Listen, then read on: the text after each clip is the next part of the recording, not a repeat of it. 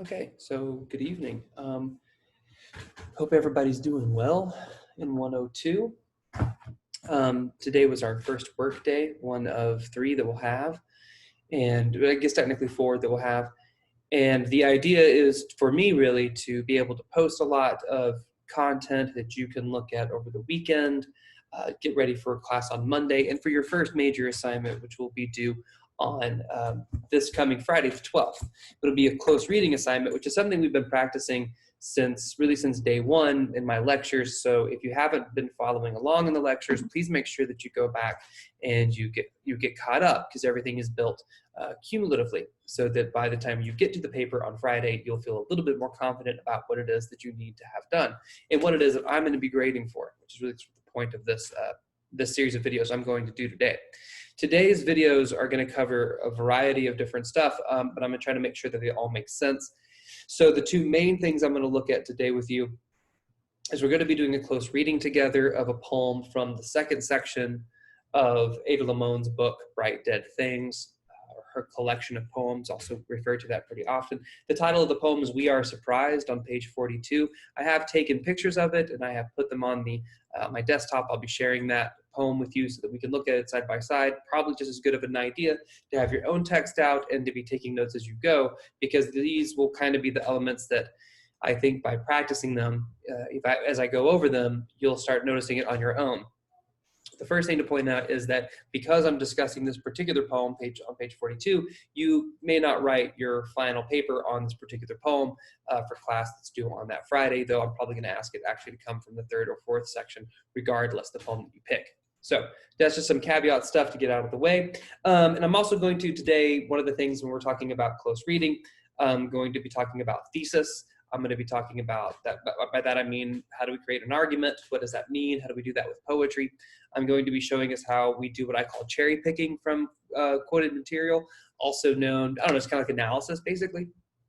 And we're going to be dealing with just the general overall text, trying to think of a way that we can fundamentally teach this poem and therefore the section in the book by Ada Limón to someone by writing a close reading paragraph, which is pretty much what you're going to do. You're going to write about 500 to 750 words about a single poem, more than likely part of a poem. So I'm going to walk you through all of that today. And I'm also going to, in between these videos, I'm going to type up my own rough draft of the paper. So I'm going to talk you through what I want to do, and then I'm going to draft it, and then I will walk you through what the draft looks like so you can see what I mean when I'm talking about how the observations that I'm making, how I want them to become actual sentences, and sentences into paragraphs, and paragraphs into an overall larger argument. So in some ways it's a little, I hope it's not dry. I hope that the poem opens up for us. And then the other part is meant specifically to be a kind of guide for you and a working outline, if you will, to make sure that you know what it is that I'm looking for inside of this one. So I'm going to start. First, I want to start with what we're trying to do here, what the point of this is. We're trying to look closely at material that is not necessarily giving all of its information to us right when we look at it, okay? Poetry, when we read it closely, it doesn't necessarily tell us everything that it wants us to know. It wants us to engage with it and engage with it fully, and to see that there are nuances and movements that are being utilized, craft and technique and language, right, all tied together, that the poet uses by making choices.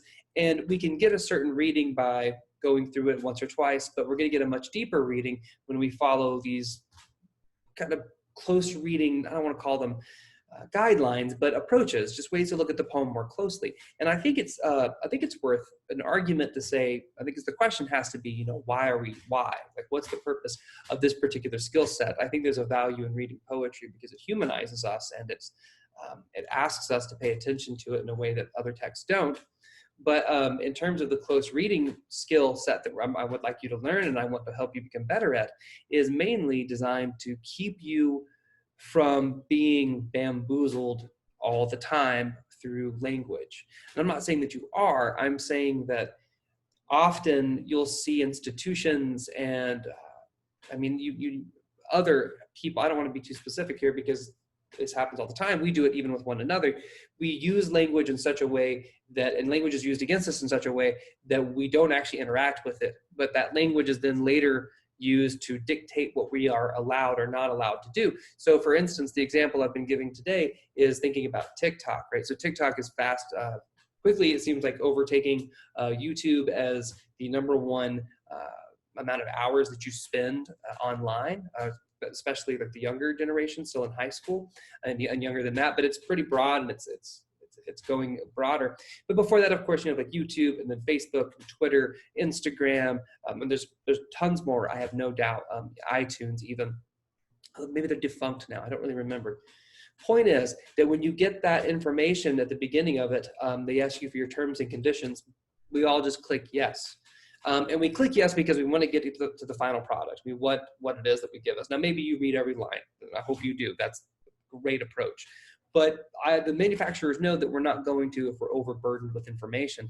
And so they make their terms and agreements pretty much like small font. They make it to where you have to scroll everything. It's in what we might call jargon, so language that we're not really well versed in. It feels like legalese, just things that have all these different phrases we're not familiar with, and very logically confounded, but has its own sense of, so we just don't read it. And when we don't read it, but we click yes, we are agreeing to all of this, because what we're basically saying is like, we don't take the time to see what it is that we're actually paying attention to.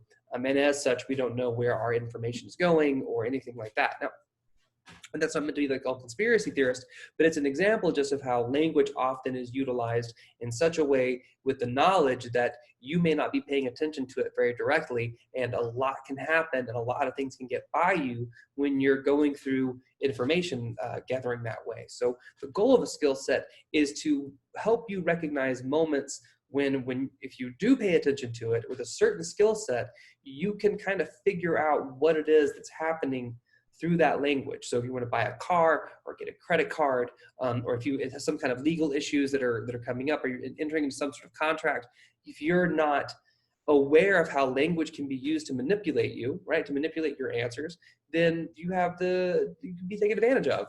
I don't know why that got dark. Maybe you don't. Maybe it's just like also it could be amazing. I don't know. Point is, it's a skill set, so you're going to be able to pay attention to it, and if you learn it, it's a lot harder to dupe you in that regard. So that's the argument for why we want to do a close reading. The argument for why we're reading poetry is because I think it makes us better people. I think it's good for the soul. So that's why I think we're doing that. When we're trying to think about a thesis, so I'm going to go ahead and share something with you here. I'm going to share my desktop, and then we have the poem from Ada Limón. I'll move this down. So I want to bring this up, even though I'm not directly going to talk about this at the moment, but a thesis statement, right, an argument for a paper, for a close reading, is when you try and find a way to, in your reading of the poem, come up with a way to make it make sense to me as a person who may not understand it as well, or doesn't have as strong of a grasp of it. So you're trying to teach me something. So when I'm thinking about a thesis statement, I often want to think about how can I categorize a poem into such a way that it gives me a place to really create an argument. So what I want to talk about really quickly in the last couple of minutes here is thesis and argumentation. Also, if you've made it this far in the video, if you send me an email that just says bananas, I'll give you, I don't know, an extra 25 points on your last response journal. So you can tuck that in somewhere. I'm just kind of curious to see how many people actually watch toward the end of these. So in that sense, we want to know what an argument means and what we're trying to do with that to create a thesis statement. And my examples are usually, they're dated, but the thing about meme culture, such as like, do you remember there was a series of tweets that happened? I don't know if they're still happening or not, but like the punchline was, "Welcome to my TED Talk." And the reason it was a bit of a punchline is that "Welcome to my TED Talk" is a very specific phrase that we have in our culture that tells us what we're about to listen to is a lecture. We're about to learn something. Somebody's about to try to make an argument for something, and they're going to do so with evidence and anecdotes and logic and side screens, whatever, screen slides, not side screens. So we know that. That's like the setup for here's an invitation to an argument. But the joke was always in those tweets was something about like, the color green is trash, blue is whatever you want it to be or whatever. Welcome to my TED Talk. And the notion is that had they kept texting that and tweeting that, they would then go through a methodical or whatever argument for why one is better than the other. So that's one example of it, of what an argument sort of structure is. Another one is there's the one where the guy's sitting out at like a campus folding table that says, you know, whatever, Power Rangers are better than Ninja Turtles, change my mind. And in that one, he's sort of like inviting someone else to come up with a series of arguments that, or for a larger argument, but a series of points to prove a larger argument that would then, they would have a debate back and forth about the merits of the separate shows and then create a kind of hierarchy between them. Now, of course, they're not actually going to do that. The joke is that, that it's a joke, right? Is that we're not actually going to make an argument because the argument itself isn't really necessary to make. We don't really need to know which one's better, green or blue, or Ninja Turtles and Power Rangers, though it's obviously Ninja Turtles.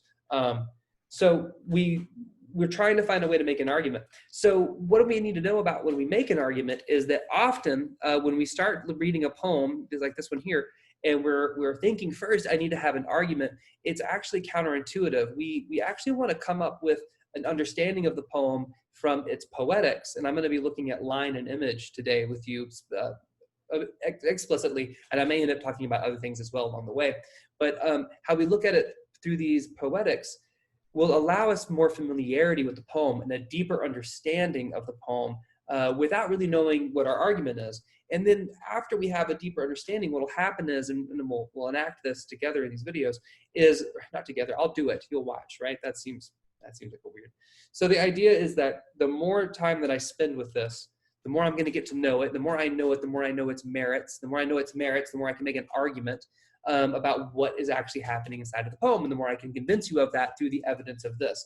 Any good argument about the Teenage Mutant Ninja Turtles versus Power Rangers means that the two people arguing would have to have a pretty solid base for both shows if they're going to actually be able to prove any points, right? They may even have like outside information about production schedules and, you know, the lore and the success of the director, because that is part of argumentation. So that's what the approach we're going to take here, is to have the basic knowledge of the poem.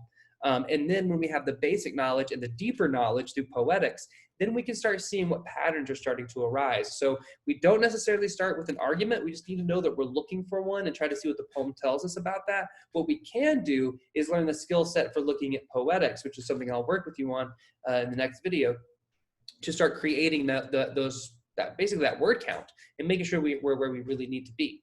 So that's a pretty rushed explanation of what we're trying to do, but let me know if this works or if it doesn't, if you need some follow-up videos, and I'll be posting the rest of these throughout the course of the evening to make sure that we're walking through this one. And if you have follow-up questions, don't hesitate, and I'll be happy to create more content that clarifies those as we go. So I will see you in the next one.